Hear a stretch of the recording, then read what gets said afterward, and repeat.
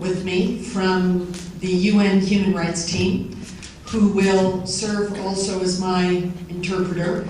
He is the real expert on transitional justice and human rights in Afghanistan, not me, but we will share our thoughts on transitional justice.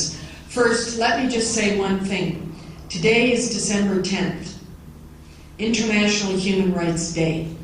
Around the world, people are celebrating achievements in human rights.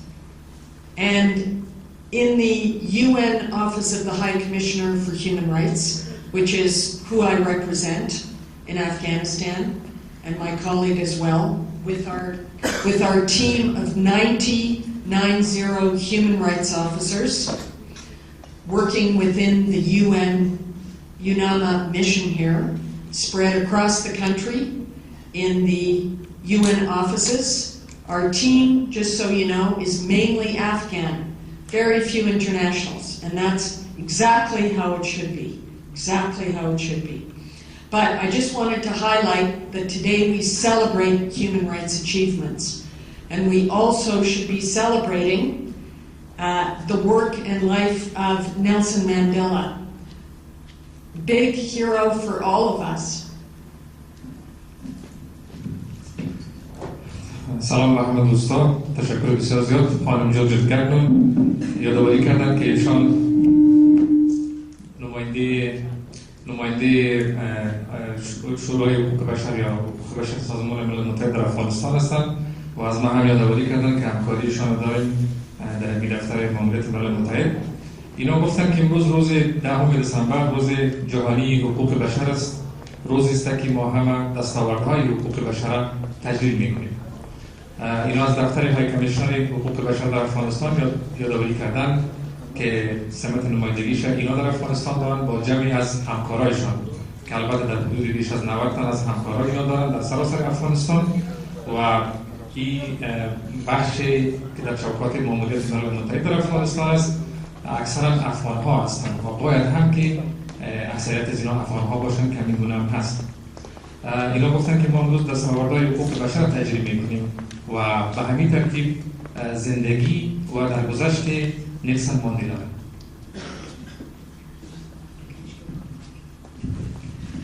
Just before I talk a little bit about transitional justice, I just wanted to highlight for you all that our team, the UN Human Rights team in Yunama, works on 4 priorities.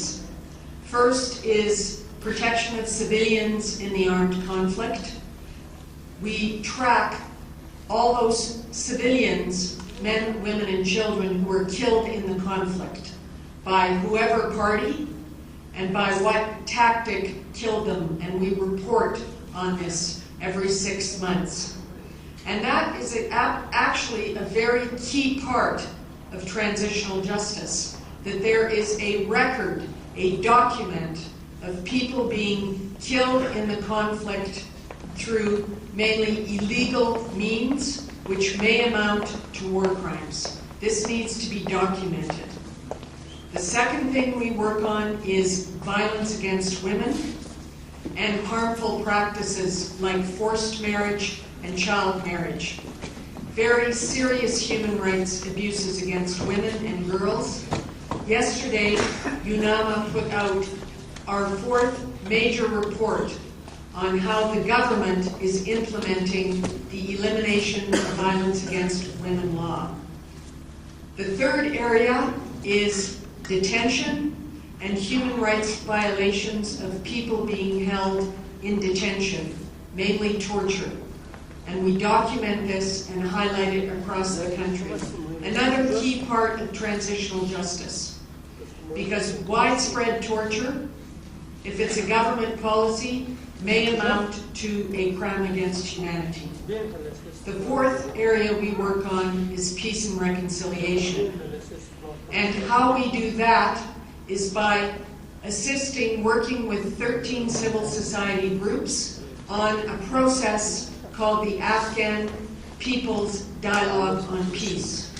And my colleague Ramaspour is the lead in our team on the Afghan People's Dialogue on Peace, which includes some of the NGOs here today. And that's promoting a just and inclusive peace dialogue that keeps at the forefront issues of human rights and ensures that the voices of all people are included in discussions about peace and brought to the attention of the government and the public. گفتم که قبل از اینکه ما به موضوع عدالت انتقالی بپردازیم، اولویت‌های کاری یا بخش‌های کاری را که بخش حقوق بشر ماموریت ملل متحد در افغانستان انجام می‌دهد به طور فشرده یادآوری کردند. نخستین بخش کاری این بخش مسئله پروتکشن آف سیویلیان یا حمایت از افراد ملکی تشکیل می‌دهد که ما به شکل منظم همروزه ارقام و اعداد تلفات ملکی را در افغانستان از سراسر کشور جمع‌آوری می‌کنیم، داخل دیتابیس می‌سازیم و در راپورهای 6 ماهه خودی را منعکس می‌سازیم. یکی از موضوعات عمده البته که کلیدی هست برای ما همین مسئله پروتکشن یا حمایت مردم ملکی است، خصوصا با در نظر داشت از اینکه قسما این موضوع با موضوع عدالت انتقالی هم ربط دارد. زیرا مردم بیگناهی که اونا باید مورد حمایت قرار بگیرن متاسفانه در جریان منازعات کشته میشن، حیاتشان از بین میرن و این قابل دقت است. مسئله که باید مستند ساخته شود یعنی خود از یک نوع پروسه مستندسازی است. مسئله دوم مسئله elimination violation against women یا منع تبعیضات علیه زنان است که در این زمینه قانونی وجود دارد و دولت ملزم است به تطبیق قانون. البته این بخش تطبیق قانون و مواردی که در این زمینه هست نظارت میکنه و خصوصا دو موضوعی که یادآوری کردن ازدواج‌های زیر سن و ازدواج‌های جبری یا اجباری در معیار توجه ما هست که این نظارت میکنیم و گزارشات در زمینه نشر میکنیم که دیروز هم یکی از گزارشات تازه ما در این زمینه نشر شد. بخش سومی کاری ما را مسئله محابس و مراکز سلب آزادی تشکیل میده، یعنی وضعیت محبوسین و وضعیت کسایی که سلب آزادی شدن در این مراکز چگونه نگهداری میشن که خصوصا توجه ما بیشتر به موضوع شکنجه و رفتارهای معاهن و غیر انسانی بوده که هرگاه خدای نخواسته این رفتارها به شکل سیستماتیک اعمال شود تعهد شکنی دولت در قبال این مسئله خواهد بود و جنایت ضد بشری شمرده میشه. موضوع چهارم مسئله پروسه پیس یا ریکنسیلیشن یا اینتگریشن است که ما در این مسئله هم یک برنامه داریم به نام پیپل دیالوگ افغان پیپلز دیالوگ آن پیس که یک ابتکار بسیار وسیع هست. در سال 2011 برای بار اول آغاز شد و در سال جاری هم ادامه داره. البته تعداد از این نهادهای مدنی که اینجا امروز حضور دارن عضویت این کمیته گرداننده پیپل دیالوگ دارن و از طریق تطبیق فوکس گروپ ها با مردم در سراسر افغانستان ما به دنبال ازی هستیم که نقشه های محلی صلح را برای هر ولایت افغانستان از صدای خود مردم جمع آوری بکنیم و بالاخره به ازی دادخواهی هم صورت خواهد گرفته که قسما مسئولیتی برنامه را یادآوری کردن که با ما هستند و البته در این زمینه مسئله گفتمان یا گفتگو بین مردم به خاطر توسعه و پروموشن صلح توأم با رعایت ارزش‌های حقوق بشری خیلی مهم است. My point is that there are many ways that a transitional justice dialogue or effort can be moving ahead, even without something like prosecutions. That comes towards the end usually. And as the lesson of South Africa and the lesson of Nelson Mandela tells us today, it takes a long time. Nelson Mandela spent 27 years in prison, jailed for going against the government in his own country and their system of apartheid, or total exclusion, abuse, and oppression of the black community in the country for years and years. But they came out of that thing, that whole awful situation, and he led the country through a process of truth and reconciliation. And it's holding years after the fact. So there's a good model there for all of us who are interested in transitional justice. The key point is that you don't take it off the table now. You keep documenting, you keep reporting, you keep up in the coming up process that's going to be here, the political process, making sure it's on the agenda, or you keep it on the agenda. All these things help with keeping this issue going. My next point on that is it's also, I think, very important for everyone here and for the Afghan society, which we found in our discussions across the country, is that any transitional justice process has to include every single community in the country. It cannot be selective, meaning only one group is going to have justice to the exclusion of others. It has to be everyone. Everyone in the country experienced atrocities over the past years. Every group experienced things. So it's a shared experience. And that, as I understand, is the key point of the work that the Afghanistan Independent Human Rights Commission has done on transitional justice, which is to document crimes that all communities experienced between 1977 and 2001, to bring the country together in reconciliation, in taking this whole idea forward, in taking peace forward. And that's really something for all of you to be working on. And of course that we in the international community can support, but you have to take the lead. And that's really all I wanted to say, but I wanted to ask my colleague Ramespour to talk about his experience and our team's experience in working on the Afghan People's Dialogue on Peace, which is really for the benefit of, we hope, moving the TJ agenda forward. Thank you. دوستان عزیز، خانم جواد اشاره کردن که راه‌ها و میتودهای زیادی است که میتونیم از اون طریق به قسماً به بحث عدالت انتقالی بپردازیم یا پرداخته شود. شاید تحقیقات در زمینه جرایم جنایاتی که انجام شده یکی از این مسائل باشه. اینا به نلسون ماندلا اشاره کردن و گفتن که همونطور که زندگی نلسون ماندلا و مبارزاتش نشان داد، پرداختن به موضوع عدالت انتقالی یک راه طولانی و دراز است. ما دیدیم که نلسون ماندلا مملکت خود از طریق مصالحه رهبری کرد.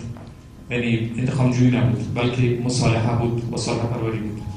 این یک نمونه خوبی برای همین ما است و اینا یادآوری کردن که مسئله عدالت انتقالی نباید ما از دستور کار دور بکنیم.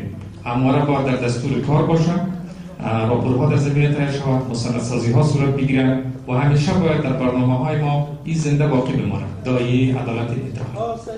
اینا اشاره کردن که در بخش دوم گفتشون که در بحث پروسه صلح در افغانستان باید در نظر داشته باشیم که هیچ یک از گروه‌ها و اقلیت‌های قومی در افغانستان از این پروسه به دور نمانه. باید یک پروسه بسیار فراگیر باشه که همگی در اون شامل باشه، نه یک تنها افراد انتخاب شده در این پروسه باشه، بلکه همه مردم خود در راستای صلح، پروسه صلح پیدا کنند. برای همه گروه‌ها مهم است. و اینا گفتن کاری که در این زمینه صورت گرفته، اینا تمجید کردن از کار کمیسیون مستقل حقوق بشر افغانستان که البته جنایات جنگی و حوادث را که بعد از سال 1977 اتفاق افتاد تا سال 2001 اینا مستند سازی کردن، جمع‌آوری کردن که البته جمع‌آوری اسناد در پیشرفت صلح و مصالحه در افغانستان زیاد مهم است. اینا گفتن که ما به حیث ملل متحد طبیعی است که از این دایره حمایت میکنیم، ولی آنچه که مهم است این است که مردم افغانستان باید در بطن و در متن این حرکت باشند. اینا خواهش کردن که کمی در موضوع برنامه‌هایی که هیئت معاونت ملل متحد در بخش حقوق بشر در راستای صلح و مصالحه و این موضوعات داشته خدمت شما روشنی کردم. همونطور که پیشتر گفتیم یکی از موضوعات بسیار عمده ما بحث راه اندازی گفت‌وشنودهای بین افغانی هست که گفت‌وشنودها را در چوکات یک ابتکار یا برنامه تحت عنوان گفت‌وشنود مردم افغانستان پیرامون صلح از سال 2011 روی دست گرفتیم. البته با همکاری 13 نهاد مدنی به شمول کمیسیون مستقل حقوق بشر افغانستان و بنیاد آرمان شهر که خوشبختانه جواد دروازیان به نمایندگی بنیاد عضویت فعال در این مسائل دارند. در مرحله اول برنامه ما توانستیم که با راه اندازی 78 مجالس مشورتی در 31 ولایت افغانستان در سال 2011 با مشارکت 1526 تن از هموطنان ما و شما، کسانی که هرگز در این پروسه از اونها دعوت نشده بود، مردم عادی افغانستان بودن ولی گپ‌هایی برای گفتن داشتن، این مجالس برابر کردیم و یک گزارش را هم یک روز قبل از کنفرانس بن دوم که در کابل و هم در جرمنی توسط خانم جرجت پخش شد، یافته‌های این مرحله بود. در یافته‌هایی که ما داشتیم در اونجا مردم افغانستان در قرى و قصبات افغانستان مثلا در بحث امنیت یادآوری کردن که ما از دو ناحیه رنج می‌بریم. از یک طرف ما در تحت فشار نیروهای بین‌المللی هستیم که با عملیات‌های شبانه‌شان ما را مضطرب می‌سازند، افراد کشته میشن و همچنان از طرف مخالفین دولت هم گفتن ما به تکلیف هستیم به خاطر که میزان تلفات ملکی بسیار زیاد بالا هست در حادثه رخ میده، خصوصا با گذاشتن ماین‌های کشتابی که در گوشه و کنار مملکت وقتا گذاشته میشه یا عملیات‌های انتقالی و غیره. در بحث اقتصاد مردم افغانستان گفتن که در این شکل نیز دستاوردهای وجود داره، ولی مثلا کلینیک‌های ساخته شده ما با کمبود دکتر مواجه هستیم، مکاتب بسیار خوب ساخته شده ولی ما معلمین شایسته که بتونن از دوره تدریس برآیند نداریم، یا کیفیت بازسازی بسیاری از نقاط که بازسازی شده بسیار پایین است. با این ترتیب فساد اداری یک موضوعی بود که تمام مردم افغانستان در این گزارش یادآوری کردند. یافته‌های این در یک راپور نشر شده و در وبسایت یوناما و بعضی نهادهای همکار وجود داره، دوستان میتونن به اونجا مراجعه کنند. در مرحله دوم گفت شمول مردم افغانستان پیرامون صلح که رکن در حالت جمع‌آوری معلوماتش هستیم، یعنی اونها رو تلخیص میکنیم و به شکل گزارش داریم یک کنفرانس ملی نشر میشن. باز هم ما رفتیم سراغ هر یک از مناطق افغانستان ولایت به ولایت و مردم هر ولایت مشکلات، چالش ها و همچنان راه‌های حل را برای پایان دادن به منازعه یادآوری کردند که پرداختن به مسئله عدالت انتقالی در بسا از این مجالس یادآوری شده از طرف مردم و انشالله با نشر این راپورت شما در جریان یافته‌های این راپورت به شکل بهتر و روشن‌تر قرار خواهید گرفت. تشکر.